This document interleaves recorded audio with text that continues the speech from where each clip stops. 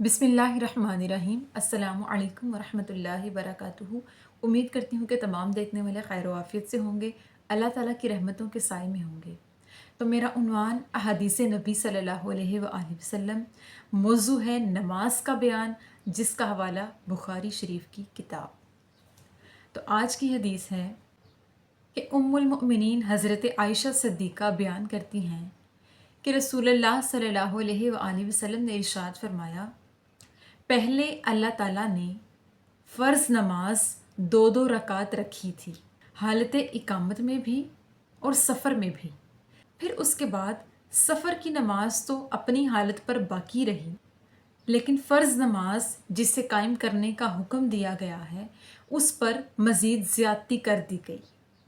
इस हदीस मुबारका में आका अलैहिस्सलाम नमाज के फ़र्ज़ होने के बारे में बताते हैं कि पहले नमाज दो दो रकात फ़र्ज़ थी, उसके बाद नमाज में ज़्यादती कर दी गई। यानी पहले लोग चाहे सफ़र में होते, खा वो किसी भी हालत में होते, नमाज को दो दो रकात ही अदा किया करते कि जिसको फ़र्ज़ करार दिया गया था। लेकिन उसके बाद जब आका अलैहिस्सलाम मेराज शरीफ की रात अल्लाह ताला के हुजूर तशरीफ़ फरमा हुए, तो वहाँ सही मानों में नमाज को तरतीब के साथ फ़र्ज़ कर दिया गया। इसके बाद नमाज में सुन्नत, फ़र्ज़ और नवाफिल को शामिल कर दिया गया। नमाज इस्लाम के पांचों अरकान में से एक है। नमाज को मोमिन की मेराज कहा गया है, यानी जो हकीकी मोमिन है, नमाज उसकी बुलंदी है, नमाज उसकी इज़्ज़त है। अल्लाह ताला के हुजूर हकीकी मोमिन की हकीकी पहचान नमाज ही से होती है। और बेशक एक और हदीस मुबारका में नमाज को जन्नत की कुंजी कहा गया है। नमाज हमारी रूहों को सैराब करती है, यानी हमारी रूह की ग़ज़ा है। और नमाज ऐसा ज़िक्र है जिसे फ़र्ज़ करार दिया गया है। हर मुसलमान पर 5 वक्त नमाज अदा करना फ़र्ज़ करार दिया गया। लिहाजा जब आका अलैहिस्सलाम मेराज शरीफ की रात अल्लाह ताला के हुजूर तशरीफ़ फरमा हुए, तो अल्लाह ताला ने आका अलैहिस्सलाम से नमाज के मुतअल्लिक़ और आपकी उम्मत के मुतअल्लिक़ पूछा और उन पर नमाज फ़र्ज़ कर दी गई। तो आका अलैहिस्सलाम ने अल्लाह ताला से नमाज में तरतीब करने के हवाले से सवाल किया और नमाज़ों में तख़फ़ीफ़ करते हुए नमाज़ों को तरतीब दी और अल्लाह ताला से अपनी उम्मत की बख्शिश के लिए इल्तिजा की कि या अल्लाह, मैं 7 आसमानों के सफ़र को तय करके तेरी कुर्बत में पहुँचा हूँ और देखता हूँ कि हर आसमान पर हर नबी तशरीफ़ फरमा हैं, जो कि अपनी औलाद और अपनी उम्मतों के साथ बैठे हुए थे।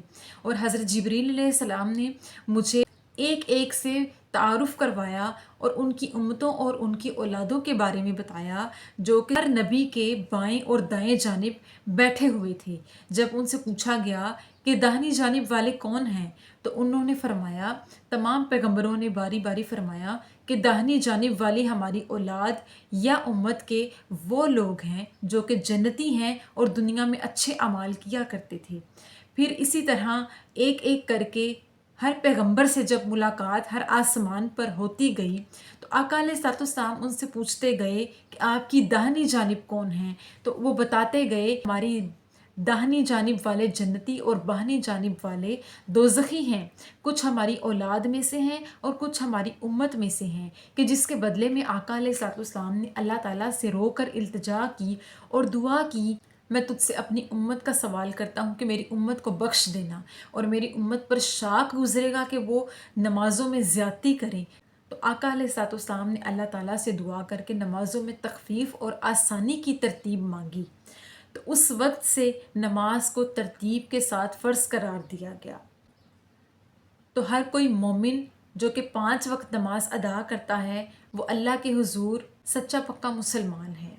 और जो शख्स नमाज़ों को छोड़कर बाकी दीन की बातों पर अमल पैरा होता है, तो उसका ऐसा करना गलत है, क्योंकि मोमिन का पहला हक नमाज है। इस्लाम के 5 रुकन हैं जिनको अदा किए बगैर कोई भी सही मानों में मुसलमान नहीं हो सकता, जिसमें से नमाज अफजल दर्जे का अमल है। तो अल्लाह ताला से दुआ है कि अल्लाह पाक हमें सही मानों में मोमिन बनाए और हमें 5 वक्त का नमाजी बनाए और हमारी नमाज़ों में खशू व खसू अता फ़रमाए। आमीन सुम आमीन। शुक्रिया।